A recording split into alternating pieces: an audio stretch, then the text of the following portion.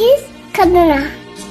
ಕಣಿವೆ ಒಳಗಡೆ ಆಳದ ಕಾಡಿನಲ್ಲಿ ರವಂಗಣ ಎಂಬ ಒಂದು ಹಳ್ಳಿ ಇತ್ತು. ಹಳೆಯ ಕಲ್ಲಿನ ಮನೆಗಳು, ಗೋಡೆಗಳ ಮೇಲೆ ಹಸಿರು ಹಳ್ಳಿ ಹತ್ತಿಕೊಂಡಿತ್ತು. ರಸ್ತೆಗಳು ಹೊಡೆದು ಹೋಗಿದ್ದವು. ಮಧ್ಯಾಹ್ನವೂ ಹಳ್ಳಿಯಲ್ಲಿ ಮಂಜು ತೂಗುತ್ತಿತ್ತು. ಆ ಹಳ್ಳಿಯ ಪಕ್ಕದಲ್ಲಿ ಹಲ್ಲೋ ಎಂಬ ಒಂದು ಕಾಡು ಇತ್ತು. ಅಲ್ಲಿನ ಜನರು ಆ ಕಾಡಿಗೆ ಹೋಗುತ್ತಿರಲಿಲ್ಲ. ಅಲ್ಲಿ ಒಂದು ಹಲ್ಲೋ ಇದೆ ಎಂದು ಹೇಳುತ್ತಿದ್ದರು.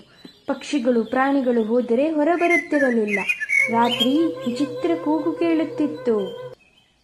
ಹಿರಿಯರು ಎಚ್ಚರಿಸುತ್ತಿದ್ದರು, ಅಲ್ಲಿ ಹೋಗ್ಬೇಡ, ಆ ಶಬ್ದಕ್ಕೆ ಉತ್ತರ ಕೊಡ್ಬೇಡ, ಸಂಜೆ ಹೊತ್ತು ಅಲ್ಲಿ ಹೋಗ್ಬಾರ್ದು ನೀನು.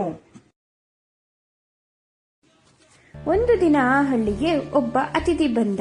ಅವನು ನೋಡಲು ಉದಯ ಕೋಟು ಹಾಕಿದ್ದ, ಕೈಯಲ್ಲಿ ವಾಚ್, ಲ್ಯಾಂಟರ್ನ್ ಹಿಡಿದಿದ್ದ. ಹಳ್ಳಿಯ ಜನರ ಹತ್ತಿರ ಬಂದು, ನನ್ನ ಹೆಸರು ರಾಘವ, ನಾನು ದೆವ್ವಕಥೆಗಳ ಸಂಶೋಧಕ. ನನ್ನ ಗುರಿ ನಿಮ್ಮ ಕಾಡಿನ ರಹಸ್ಯ ತಿಳಿದುಕೊಳ್ಳುವುದು. ಅದಕ್ಕೆ ಹಳ್ಳಿಯವರು ಹೆದರಿ, ಹೋಗುವುದಾದರೆ ನೀವು ಹೋಗಿ, ಆದರೆ ಅಪಾಯ ತುಂಬಾ ಇದೆ ಎಂದರು. ಅದೇ ರಾತ್ರಿ ರಾಘವ ಕಾಡಿಗೆ ಹೋಗುತ್ತಿರುತ್ತಾನೆ. ಅವನಿಗೆ ಒಂದು ಧ್ವನಿ ಕೇಳಿಸುತ್ತದೆ. ಕಿರುಚುವುದೂ ಅಲ್ಲ, ಅರಚುವುದೂ ಅಲ್ಲ.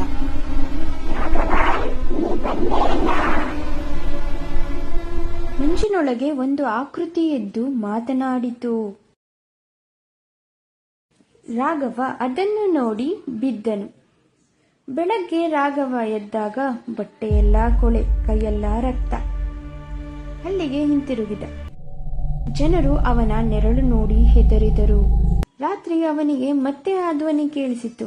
ಆದರೆ ಕಾಡಿನಲ್ಲಿ ಅಲ್ಲ, ನನ್ನ ಮನೆಯಲ್ಲೇ ಕೇಳಿಸಿತು.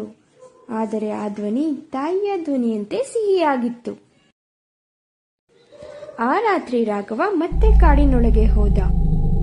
ಹಳ್ಳಿಯ ಜನರಿಗೆ ಆ ರಾತ್ರಿ ತುಂಬಾ ಕೆಟ್ಟ ಶಬ್ದ ಕೇಳಿಸುತ್ತಿತ್ತು. ಬೆಳಗ್ಗೆ ಎದ್ದು ನೋಡಿದಾಗ ರಾಘವ ಇರಲಿಲ್ಲ. ಮಾರನೇ ದಿನ ರಾಘವ ಹಲ್ಲೋ ಆಗಿ ವಿಚಿತ್ರವಾಗಿ ನಗುತ್ತಿದ್ದಾನೆ.